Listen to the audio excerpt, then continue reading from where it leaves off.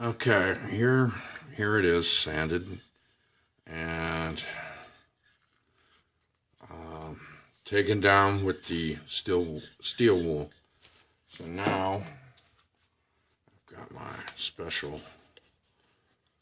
concoction here, my proprietary blend of voodoo dye here that I am going to dye this with. And well, I'm gonna get my dauber, fill that out again, and try not to get too much on my hands.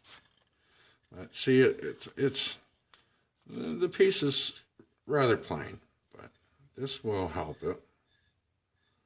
And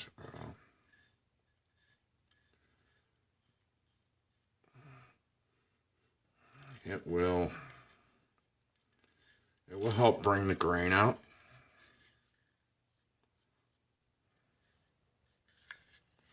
And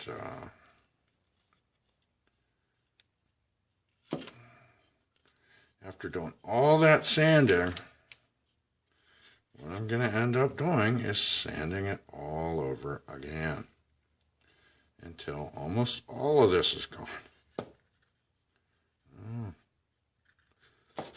It's all right for it to get in there, because the way I make this stuff, it will actually strengthens the wood. Things I have in this concoction, yeah, they actually strengthen it. And so it's all right for it to get inside the chamber and on the top of the soundboards, because it will actually make it more rigid. So I keep going over this a little bit, and a little bit, and a little bit. And, basically, it's making it kind of ugly right now. But that's all right. I mean, you know, butterflies are pretty ugly before they're butterflies, right? So keep going over this, and I'll let that dry. Okay. And it'll do its thing. And then we'll get back to the next step of this. But you can already see that, you know, it's brought the grain out. So anyways, we'll let it dry, and then I'll show you what I do next. Okay, the next part of the unthinkable is kind of setting this on fire a little bit. Kind of cure it in there a little bit. And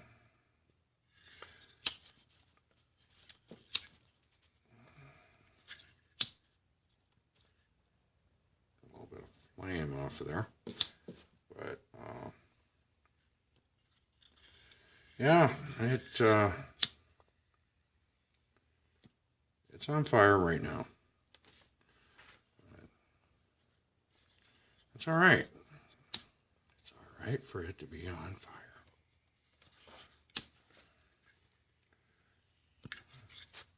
And, you know, obviously, you know, kids, grown-ups, whatever, shouldn't be playing with fire. I know that. If you don't know that, well,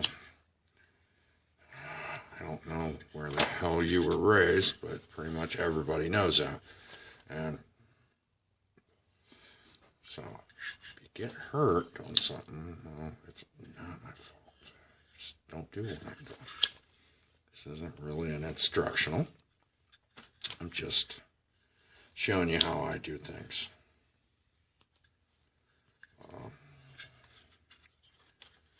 But now we're left with a grayish, kind of yucky looking now. Like I said,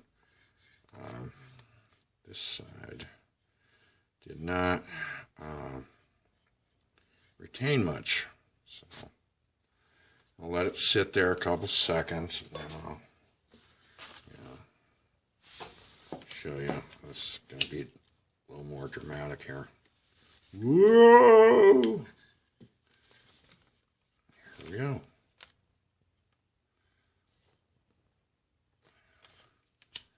Just kind of helps cure it a little bit. And I got to keep going over it, so, because it's got to absorb more of it. And, you know, it's not very apparent what it's all about, but it starts making more sense later. So,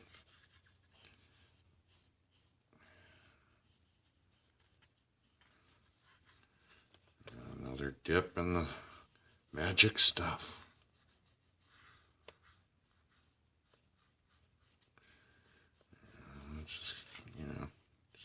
Get it all over.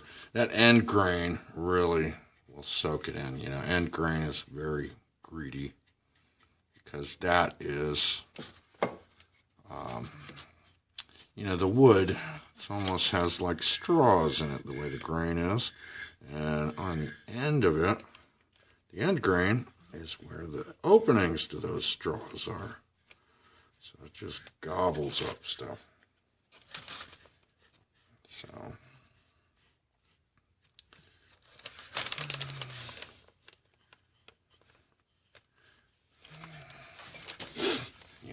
yeah, more flamey action there, working its way around.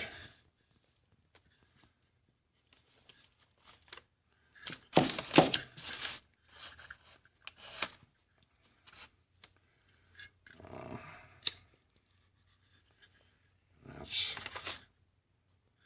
how I do that. And after it's dry to the touch, then I'll sand that all off with very fine sandpaper again. So, yeah, it seems kind of counterproductive, but in the long run, it's much better. It's just, right now, it looks like garbage. That's the way it works. So, just let this dry, and then I sand it some more. Okay, so now I am going to start sanding it. So, I will get my 600 grit sandpaper and start sanding it. There we go.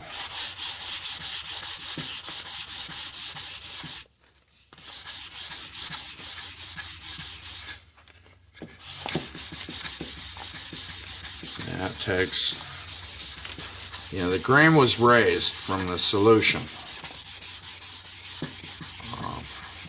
The fibers filled up with the stain, the dye, and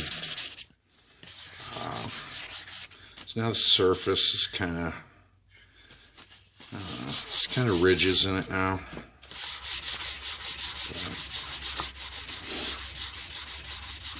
I am, you know, once again, I don't want to film this whole process because I don't expect somebody to watch my hands sanding for an hour or however long it ends up taking me. So I'm going to pause it.